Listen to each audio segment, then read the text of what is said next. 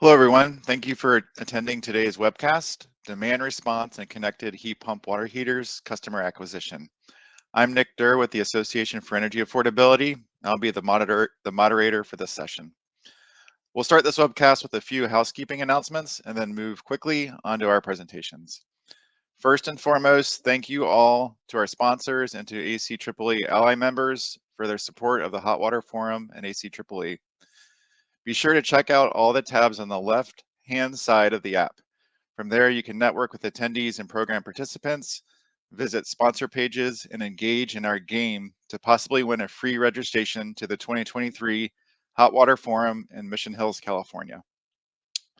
The resources section includes the program and a list of attendees for downloading. Lastly, we ask everyone to please help in our planning for future hot water forums by completing the conference evaluation. Anyone who completes the evaluation and includes a testimonial will receive a $25 discount off of their 2023 Hot Water Forum registration. Unfortunately, because this session is being recorded prior to the start of Hot Water Forum, we will not have the opportunity to answer questions live.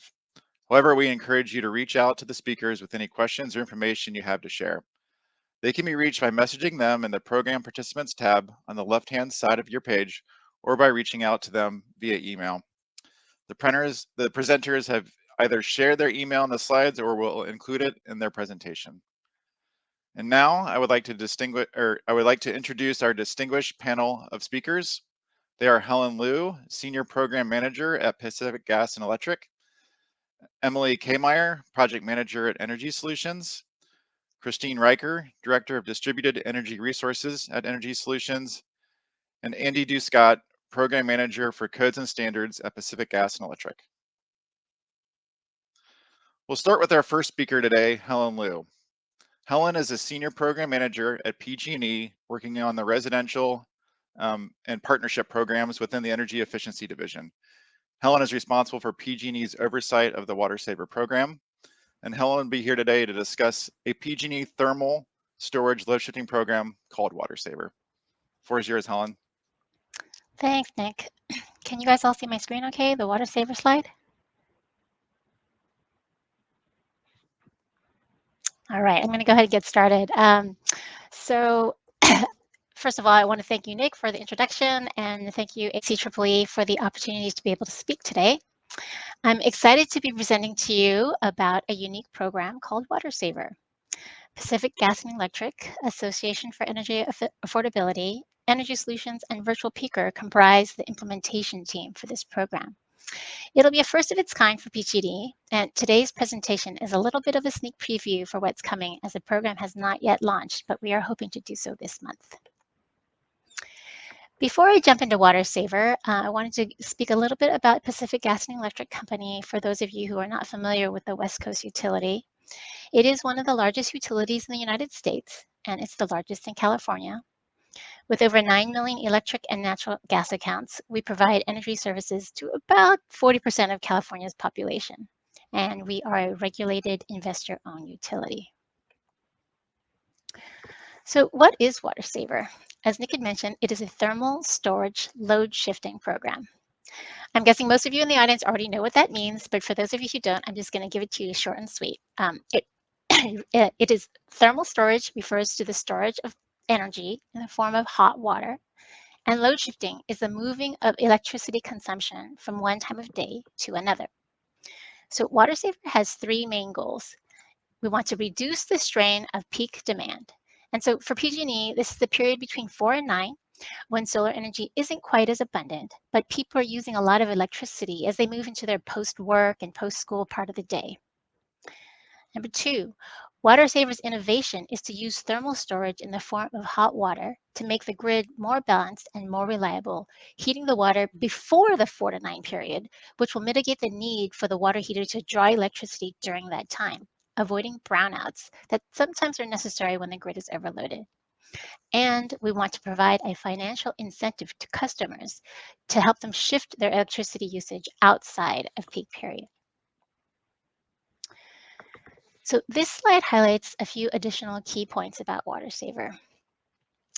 So WatterSaver will be one of the largest thermal storage load shifting programs in the country, possibly the world, as it optimizes how electric water heaters operate.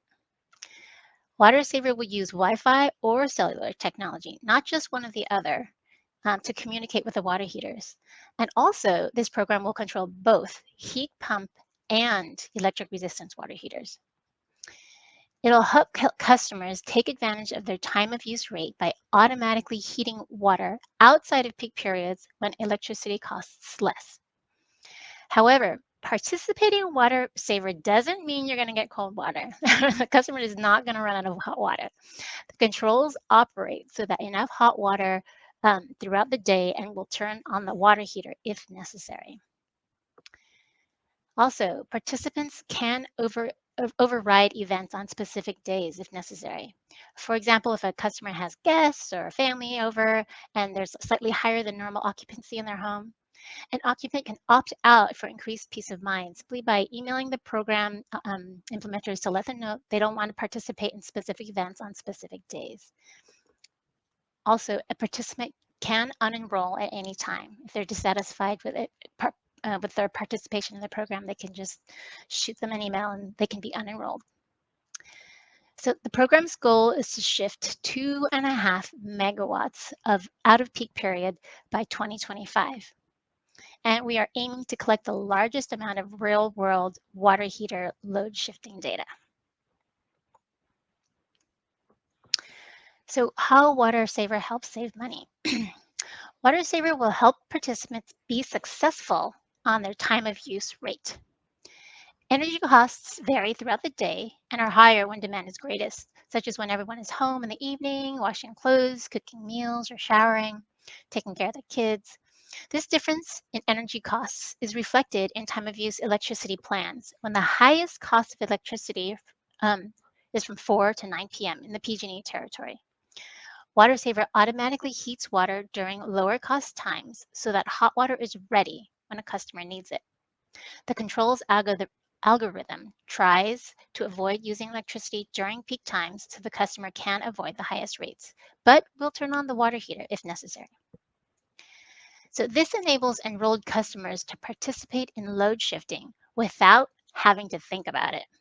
It's an automatic service provided by PG&E that uses technology and automation to save money, reduce greenhouse gases, save energy without the customer having to sacrifice comfort. It's a very key point there. So in addition to saving money on their monthly bills, customers are incented financially to enroll in WatterSaver. Customers can receive a $50 gift card for enrolling in WatterSaver. The gift card will come from one of 3 major retailers, TJ Maxx's family of stores, Target, or CVS. The customer gets to choose which retailer they want the gift card from. And the customer can also earn an additional $5 per month for each month of participation paid out quarterly. So in the previous slide, I had mentioned the ability to opt out of load shifting events. So in order to earn the $5 participation incentive per month, the customer needs to let the WatterSaver program control their water heater for at least 14 days per month. So less than 14 days of control means that they will not earn that $5 for that month.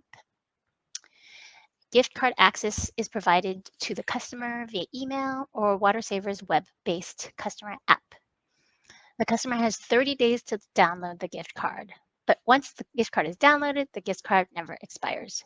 And you will need an email to be able to manage the gift cards. It doesn't have to be yours. The customer doesn't have to have their own email. It could be like a friend or a daughter or son. Someone who will have access to email is necessary, though, in order to access the gift card.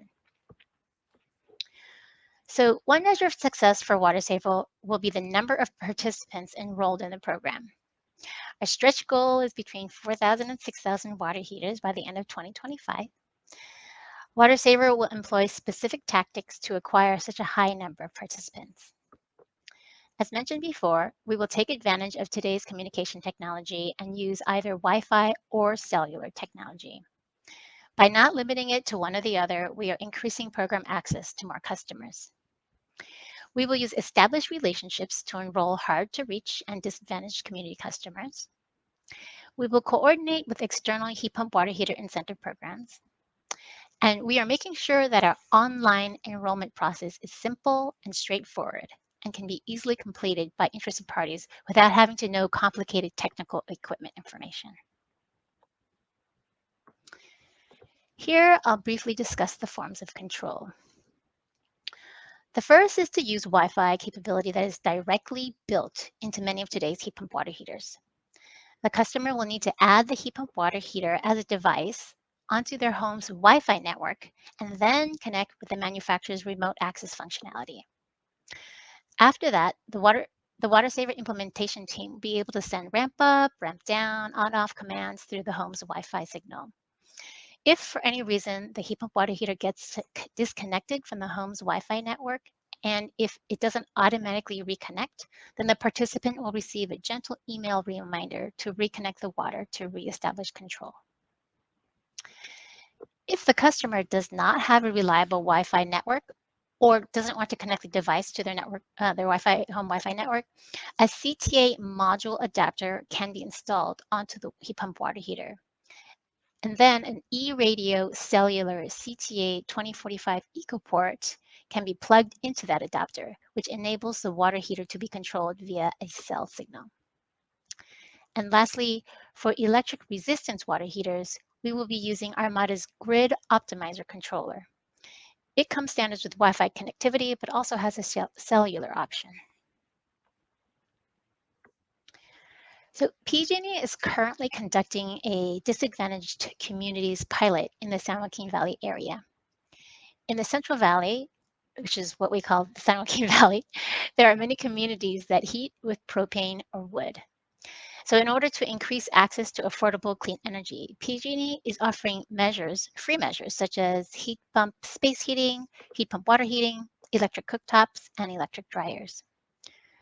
WatterSaver will be piggybacking off of the implementation of the SJV pilot and their installation contractors, who are RHA and Synergy respectively, when they find sites where a new heat pump water heater makes sense. So when they decide to go in and install a heat pump water heater, and if the site has either Wi-Fi or stable cellular reception, the contractor will explain to the resident what the WatterSaver program is and ask if they want to enroll. If the answer is yes, the contractor will install a thermostatic mixing valve, which is required for WatterSaver for safety purposes, and then walk through the online enrollment process with the customer, which will include establishing the Wi-Fi or cellular connection to the heat pump water heater. So one interesting data point that the SJV implementers shared with us is that only 50% of the customers that they are treating actually have Wi-Fi access at home. So that's why it's really important that WatterSaver offer a cellular option for customers as well. Another way WatterSaver will find customers will be to coordinate with existing heat pump water heater incentive programs. So WatterSaver is an energy optimization service for heat pump water heaters. It adds value and essentially kind of sweetens the deal for heat pump water heater incentive program customers. WatterSaver will be testing additional financial motivators with Tech Clean California initiative, which Emily will be talking about in the next presentation, and then also the PG&E San Joaquin Valley pilot, which I just spoke about. WatterSaver will be coordinating with other heat pump water heater incentive programs such as Bayran's Home Plus, and their heat pump water heater contractor incentive, the Peninsula Clean Energy heat pump water heater and panel upgrade, our own PG&E's multifamily energy savings plan, and many others. WatterSaver will be targeting multifamily programs for coordinating marketing as well. Heat pump water heaters have been installed or are being installed as part of a number of multifamily programs that AEA is actually involved in. So we'll coordinate with these participants to enroll their water heaters into WatterSaver where possible. A few of those programs are the Low-Income Weatherization Program, the Bay Area Multifamily Building Enhancement Program, the 3C Runs Multifamily Energy Savings Program. So the WatterSaver team performed a number of steps when we were coordinating initially with the SJV pilot, which I just spoke about, and we'll do the same with other partners. The process included and will include presentation of the facts about WatterSaver to the partner, Mapping out the process to understand how WatterSaver steps can be integrated or aligned with partners' existing process framework. Definition of the target by understanding the size and characteristics of each partner's target audience. Developing co-collateral specific to that audience, and then gaining commitments. Another consideration when thinking about how to maximize enrollment was to keep it simple. WatterSaver has an online enrollment form that educates customers about WatterSaver. And then for interested parties, it's only 2 clicks away to initiate the enrollment process. Step 1 is sign me up. Step 2 is the customer clicks on the option that suits them. One of the options is for a customer who is interested but needs assistance. They simply need to click on the Enroll and Assist Me button, and a WatterSaver team member will reach out to them shortly to address questions. And then step 3 is a multi-step wizard that guides the enrollee through the questions. So by completing this process, the customer will create a WatterSaver account that they can later log into, which will take them to a web-based app. The web app will provide messages. It'll provide information on the energy savings for that particular water heater, live water heater operations, so you can see what your KW usage and savings is, and incentives earned on how to access it. So I would like to, again, acknowledge the WatterSaver implementation team. It consists of Association for Energy Affordability, Energy Solutions, and Virtual Peaker. Huge shout out for their relentless efforts and many, many, many hours on trying to get this program launched. I really appreciate all the hard work put forth by this team to make this happen. And thank you all for your time and attention today. I appreciate the opportunity to talk. If anybody has any questions, please do not hesitate to reach out. My contact information is on the screen, and thank you very much. Thank you, Helen. That was great. We really appreciate you too. And our next speaker is Emily Kmeyer. Emily is a project manager at Energy Solutions, with most of her work focused on demand response programs in Tech Clean California. Tech Clean California is a statewide initiative designed to accelerate the residential adoption of heat pump technologies. Today, Emily will be presenting on a heat pump water heating load shifting pilot that is part of that Tech Clean California initiative. Emily, the floor is yours. Awesome. Thank you, Nick, and hello, everyone. I'm really excited the opportunity to share this info with you today about the market readiness for heat pump water heater load shifting pilot. So for the flow of things today, I'll first talk briefly about why this pilot is so important.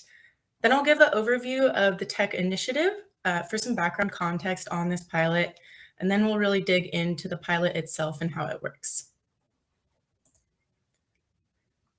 So the importance of the pilot. Tech Clean California, with its really robust contractor-facing heat pump incentives, will greatly increase the installation of heat pump water heaters.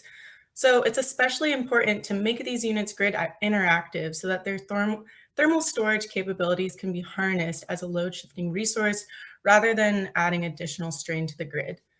And this demand-side flexibility will be critical in order to achieve California's goal of being carbon neutral by 2045.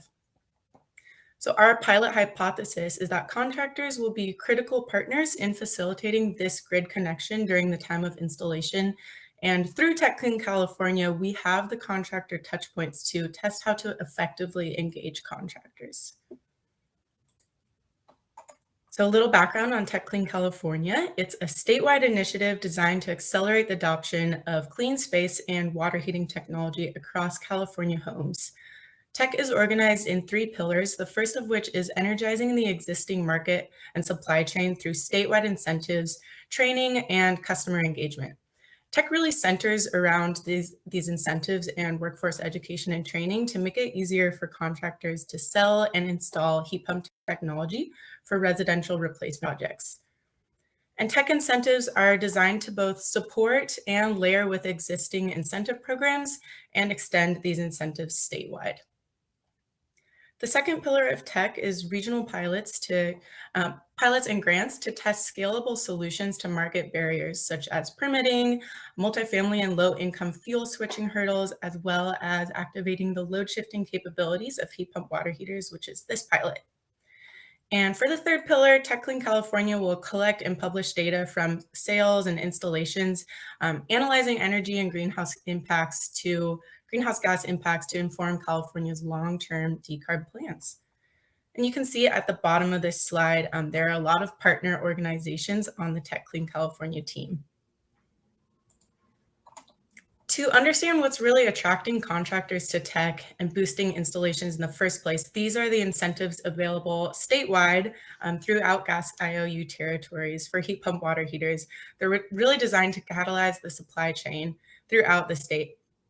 And in enhanced regions, you can see in the second table here, tech is partnering with local utilities who have integrated with tech, and therefore contractors can earn higher incentives for single family installations as compared to the other baseline regions throughout the state. Integrations are really meant to be able to offer higher incentives while spreading the tech funding as far as possible. And currently for heat pump water heaters, the enhanced regions include Bayren and SMUD territories, which you can see in green on the map there. And the Bayren area is also the location of the load shifting pilot. So the pilot, it will work to increase the adoption of grid interactive heat pump water heaters by engaging tech Bay Area contractors with incentives, education, and training to integrate demand response program enrollment, specifically PG&E WatterSaver, which you just heard about from Helen, and thermostatic mixing valves into the sales and installation process. And throughout the 2 years of the pilot, our team will be gathering contractor feedback and monitoring installation progress to understand and overcome the barriers that contractors face, and also to understand the efficacy of the various interventions that we're planning on offering. And we'll work to engage as many Bay Area contractors as possible to include this enrollment and mixing valves in their installation process. Again, our hypothesis is that contractors will be critical market partners in facilitating this grid connection at the time of install, and we hope to confirm that this is the case with the right interventions. We will compile the lessons learned in order to inform a statewide strategy for load shifting and DR program enrollment with a focus on how to apply the pilot learnings to the tech contractor engagement statewide after that year 2 of the pilot. The pilot will also build a large data set of load shifting heat pump water heaters in order to assess the energy impacts of DR enrollment, and our tech partner Recurve will be doing this analysis as a part of that third pillar of tech, the data collection and reporting to inform California's decarb plans. So a couple slides ago, we shared about the heat pump water heater incentives available statewide through tech. And the idea of this pilot is to really engage the contractors who are already motivated to harness those substantial heat pump water heater incentives and make it simple and valuable for them to also harness this additional $250 incentive for the mixing valves in the WatterSaver enrollment, respectively. And our outreach and education to contractors is focused on communicating the added value proposition to their customers by adding the mixing valves and enrolling them in WatterSaver.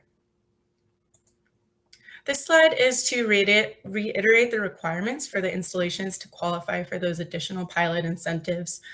So for number 1, the pilot is currently restricted to the Bay Area so that our team can focus our bandwidth on hands-on engagement and collecting feedback to create lessons learned that can be scaled.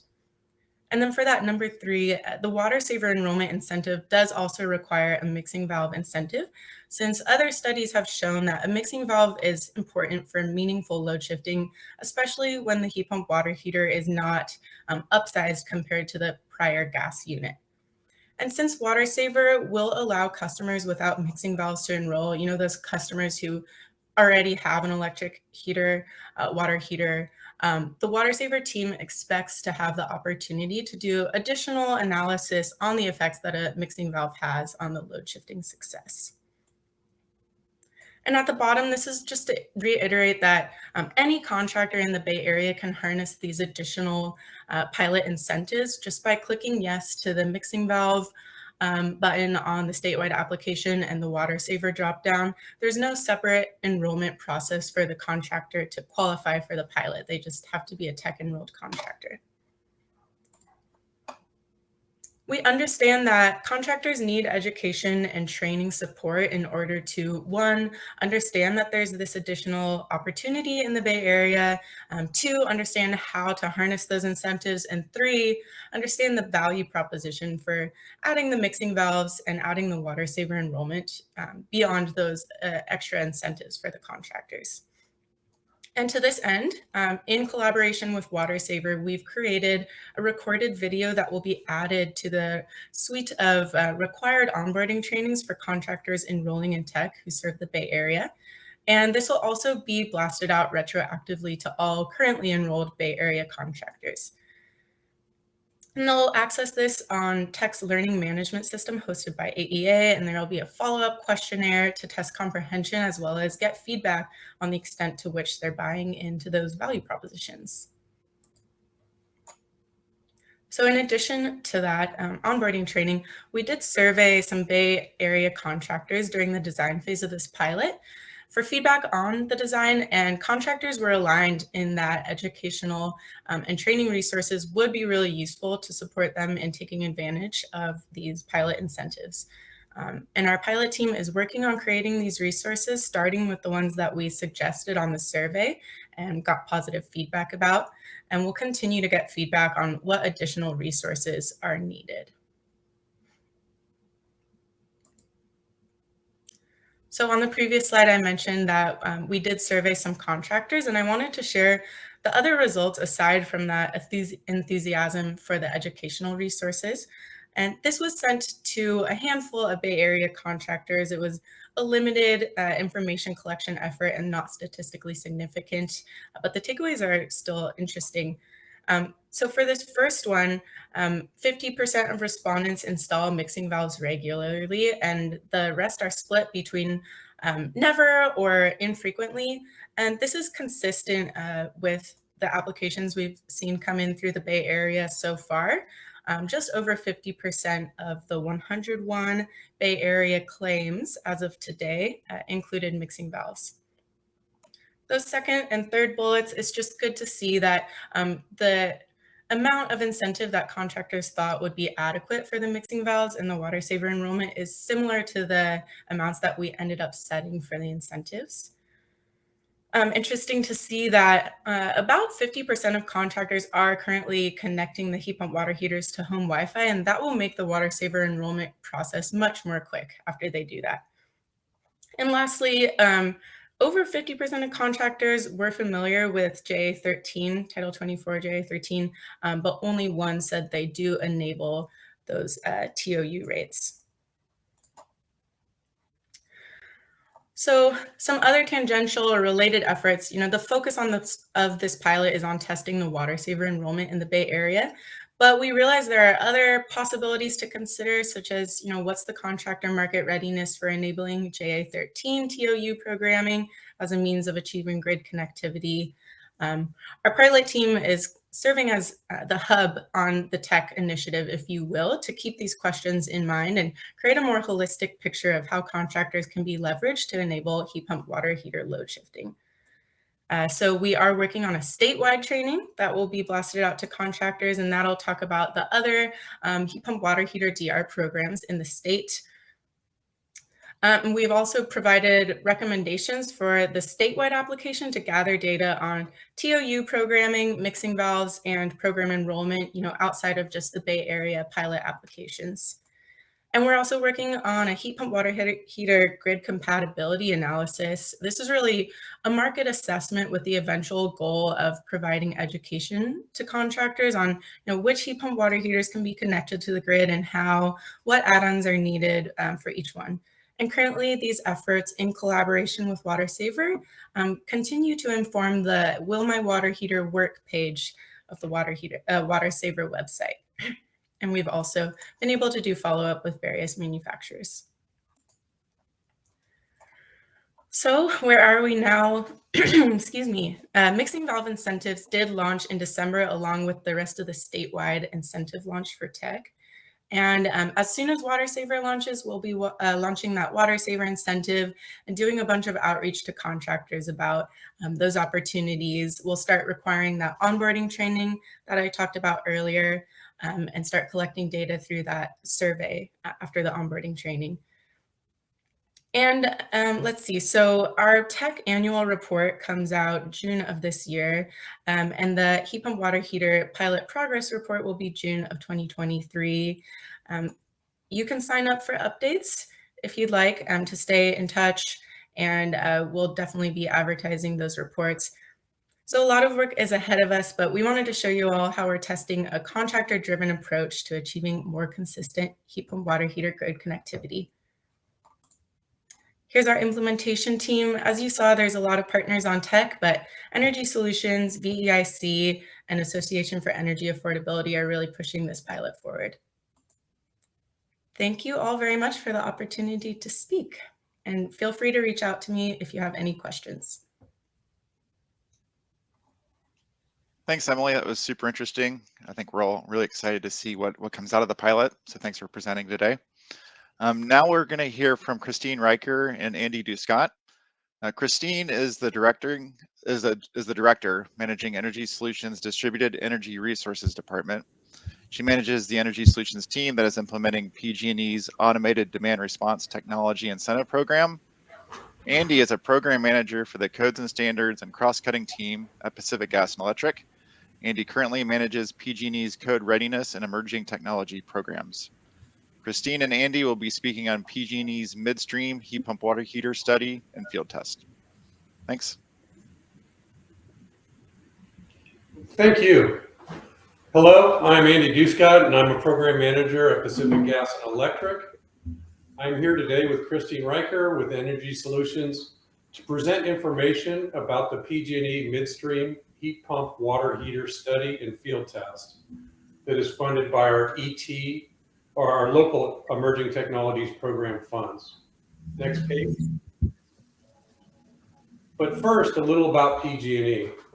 Our service area covers 70,000 square miles and serves over 5.1 million electric customers and 4.3 million gas customers. That's nearly 1 in 20 Americans, which is 5% of the US population, or in business terms, potential for 5% national market share. The number I want to really highlight here is the 5 million electric accounts. Currently, our customers, 85% of them currently have water heating heated by natural gas. PG&E has had heat pump water heater incentives in the market for nearly 20 years. And in that time, program volume has been measured in the hundreds of units, not the thousands of units or tens of thousands of units that we will need to convert annually to ultimately reach California's aggressive decarbonization goals. Next page. With this in mind, we developed the following goals for this project. 1, identify barriers and solutions for midstream market actors to accelerate adoption of connected heat pump water heaters. Determine the effectiveness of midstream financial incentives or inducements. Collect data to support future program and code development. And finally, reveal the gaps not covered by the Tech Clean California and Building Initiative for Low Emissions Development build programs that can best complement these programs. And now I would like to turn over the presentation to Christine Riker, who will go into more detail about our project. Thanks so much, Andy. To achieve these goals outlined, the project is split into 2 main areas. One is a study and one is a field test. First, I'm going to talk with you all about the field test. What we're looking to do is really dig into where in the supply chain can we drive change to be able to increase the adoption of connected heat pump water heaters. So what we're going to be testing is a distributor incentive along with a thermostatic mixing valve, but at the distributor level. You heard from Emily earlier that there's an offering from Tech for a thermostatic mixing valve incentive as well, but that's at the contractor level and also in different regions. So we're being very clear to align with tech and not to duplicate. So through this field test, we're going to test a distributor incentive, and we're also looking to harness the building energy code. And the way we're doing that is that units that are going to be eligible for the incentive need to be compliant with the Joint Appendix JA13. I'll talk more about what that means in the next slide, but what we're looking to do is there's been great work done to develop JA13 around demand flexibility for heat pump water heaters, that we want to increase the visibility, increase adoption, increase understanding. And so by starting to have those units being compliant to receive this incentive, we're looking to start to drive change. The other interesting aspect is that normally when you're working on a distributor program, your touch point is with the distributor, and you don't really get a lot of information of, well, is that incentive going to that customer or what location? But what we're looking to do is to coordinate with tech, who will be receiving some of that information about where the unit ends up in the customer location. So it's a really interesting aspect, especially for an ET study and pilot, to be able to get that extra data through coordination with tech. And again, not overlap, but coordination. For California, JA13, I want to talk a little bit more about that. So what it is, it's California's Building Energy Efficiency Standards, Title 24, Joint Appendix 13. And it's qualifications for heat pump water heater demand flexibility compliance credit. To achieve that, the units need to have a thermostatic mixing valve installed. There's minimum efficiency requirements, looking to have the unit store 5 time of use schedules, either locally or with remote setup option. Also ensuring that it has the ability to respond to demand management signals with a very specific response, not how they get to that response, but they need to have a response. And then there's also storage requirements and additional control requirements. So as you can see, there's been a lot of work and coordination across the industry to develop JA13, and we're looking forward to harnessing this compliance credit to be able to drive more uptake and increase awareness even at the distributor level. We're excited to launch this field test and looking forward to the learnings once we have incentives come in. The other area that we're trying to take this project to bring greater learnings is to test out various use cases by having these incentives in specific areas. So what I mean by that is, on the left side of this image, you will see in yellow or in green 3 main or key program design concepts. One is training. This includes, is there workforce development? Is there a permanent office support? The next characteristic is incentives. At the contractor level, this is being offered by tech. And the third area is what this field test will be offering, which is a midstream distributor incentive. And so we're using these 3 characteristics and testing them in different regions to really see what is driving change. So to highlight this, use case number 1 is outlined here. It's a distributor incentive in regions that both have workforce development and permanent office support. So you can see region 1, region 2, both have the trainings, both have contractor incentives, but we're only going to be offering this distributor incentive in region 3 to see if that can really drive change, if we really drive change. The next use case is, what is the impact of workforce development and permit office training? So between region 2 and region 3, both are going to have contractor incentives, both will have the distributor offering, but their trainings are being offered by tech in region 3 and not in region 2. So we're looking to get a sense of, okay, if we offer these great incentives both at the contractor and distributor level, are we going to see great change, or is that training aspect really key to a successful program? Our third use case is comparing geographic differences. So the actual program design characteristics I talked about will be the same. There's going to be same incentives, the same level of training in those areas, and not training, if you will. But what is the difference in the geographic regions? One area has more of a different climate. There's a little bit different rural versus urban, and just trying to see, is that a driving factor, and do you need to adjust your programs based on those geographic characteristics? So we're excited to be able to expand our learnings across 3 different use cases by focusing this field test in different regions. The next aspect of the project is the study, and that has been completed, and so I'm looking forward to sharing those learnings with you today. What we did as a team is we interviewed a variety of stakeholders across the heat pump water heater supply chain that range from retailers to contractors to local government building department staff. The other area that we added in was interviewing multifamily stakeholders. We really wanted to make sure that that viewpoint was heard and understood because it has great potential for bringing in more and more connected heat pump water heaters. So through our interviews, we came up with a variety of learnings and insights, and I'm going to start with some common barriers. These may not be barriers that all the stakeholders mentioned, but they were common across a couple, really drove a lot of weight and kind of consensus across many stakeholders. So the first one is the lack of industry familiarity with heat pump water heater technologies. So kind of that need to educate the industry, educate the customers around what is a heat pump water heater and how to work with it.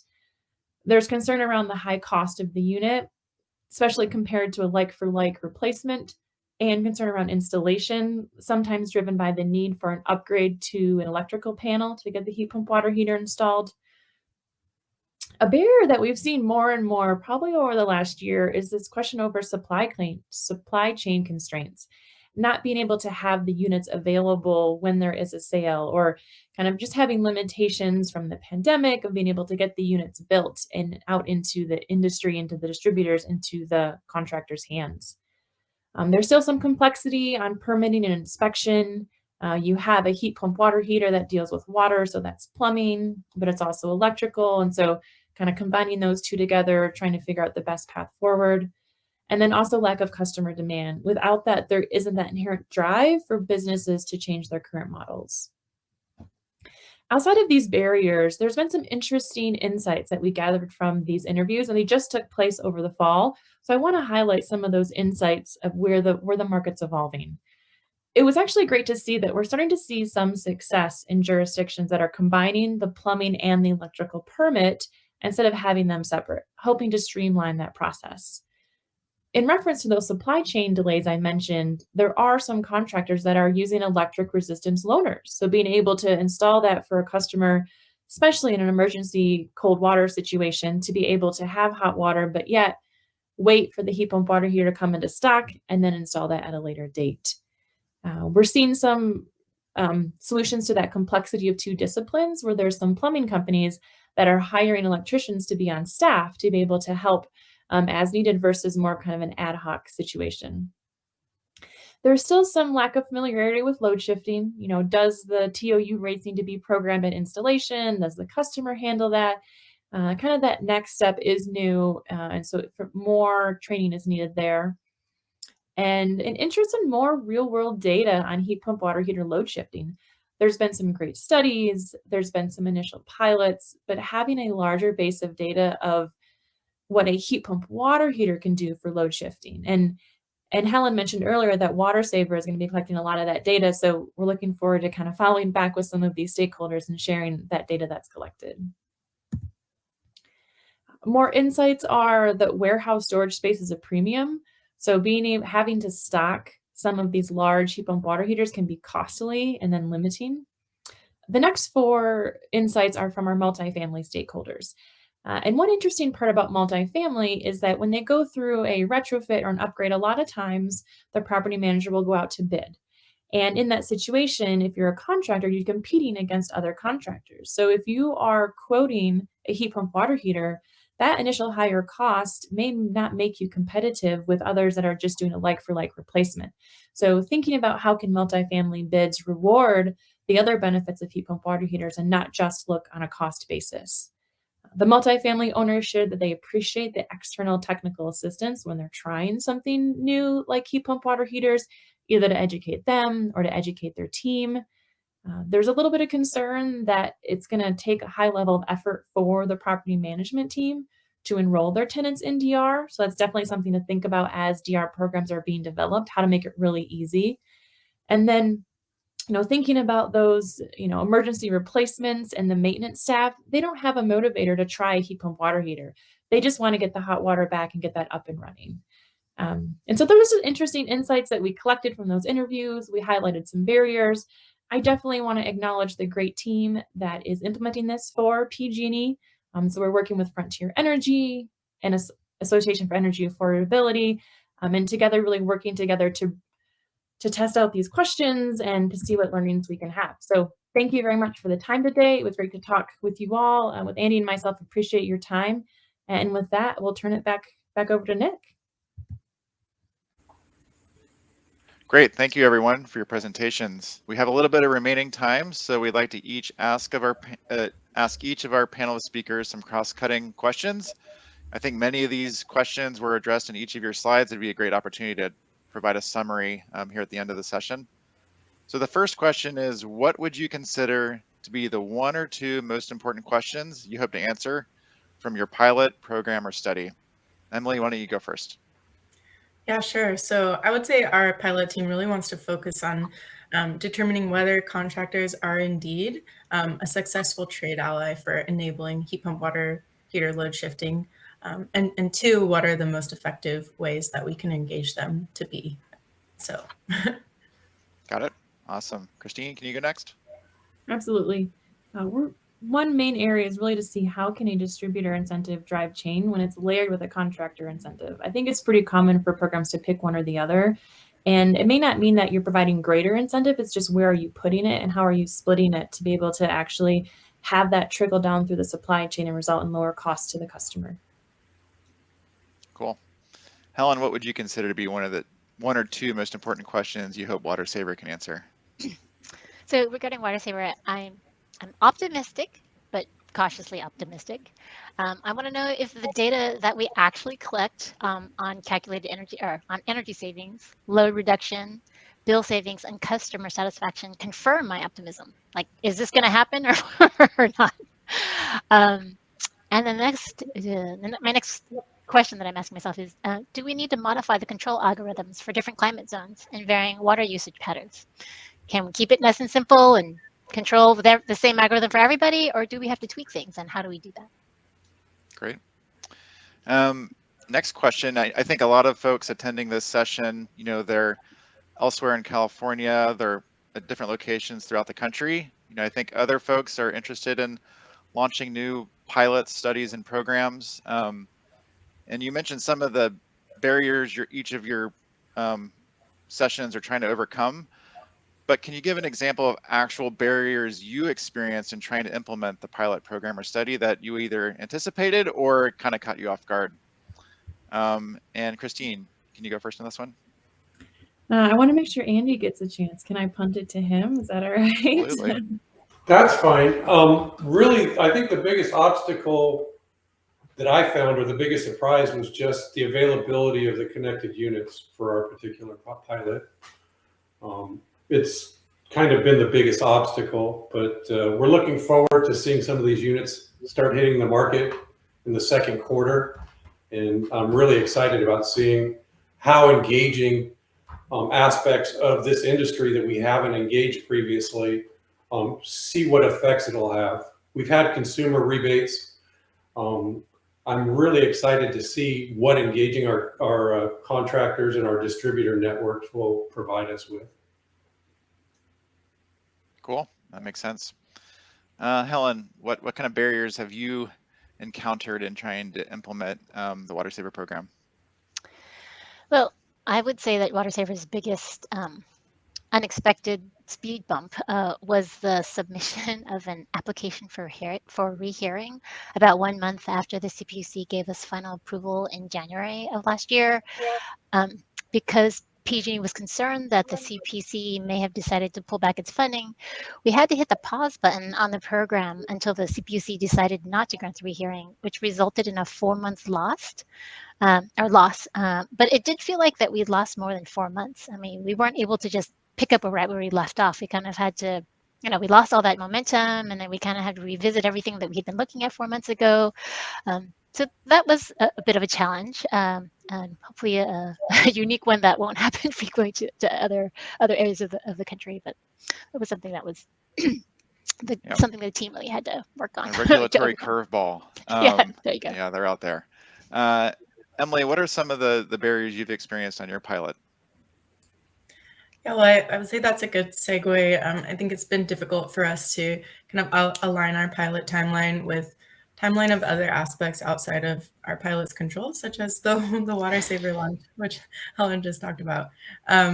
And then I would say also data sharing. So, WatterSaver and tech need to be able to share data to be able to confirm that the WatterSaver enrollment did happen to pay out that tech incentive. And I would just recommend getting started early on with that data sharing.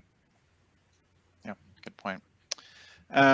So I think each of these pilots, programs, and studies are really focused on, researching and testing new ideas out. But obviously the scope needs to be narrow enough to get some, qualitative and quantitative lessons learned out of it.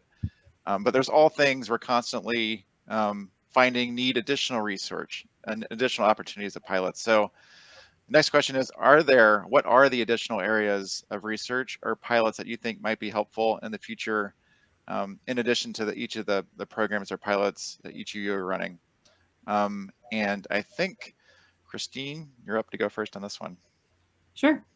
One thing that we heard from the stakeholder interviews was some comments around sizing, of upsizing, or kind of how do I figure out sizing. And I think that's going to be interesting to dig into, the extra capabilities it gives to load shifting, the efficiency side of it, being able to, how do you meet hot water demand? So I think, especially thinking from the load shifting aspect, really drilling down into what is that right size when we're thinking about optimizing load shifting and energy efficiency. Got it. Andy, any additional areas you'd like to see studied or additional pilots launched? Well, we're definitely interested in the ventilation of the closet space where these units are installed, because it can definitely impact how efficiently they operate.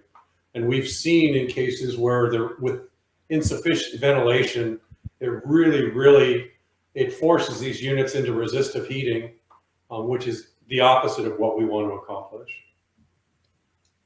Got it. Yeah, good point.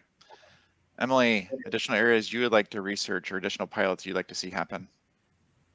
Yeah, I would echo what Christine said about upsizing and right sizing. Our pilot team was definitely interested in that, and we had to kind of focus the focus of the design of the pilot. That would be good to come back to. And then also with JA13, what's the contractor readiness for enabling native TOU load shifting? And then also, what are the energy impacts of the JA13 load shifting approach as opposed to utility programs such as WatterSaver? Yeah, good questions. Helen, what would you like to see additional research or pilots tackle? I'm really interested and curious about the 120 volt heat pump water heaters. Maybe because I live in a house that service is only 125 amps, but I'd like a solution where we don't all have to upgrade our service panels. And I feel like throughout California, that would be a huge population. If we could figure out how the 120 volts, how satisfying they are for the customers, and then after that, how do we load shift these, which will be obviously different than the 240 since the power is going to be different. But I'm very curious about the results from those types of studies. Great. Awesome. Well, that was a really helpful summary here at the end. Again, capturing the challenges, the opportunities, and the next steps. So I'd like to thank you all for your presentations today, and to the audience, we hope you enjoyed watching, and hope to see you in person at the next Hot Water Forum. Thank you. Thank you. Thank you. Thanks, everyone.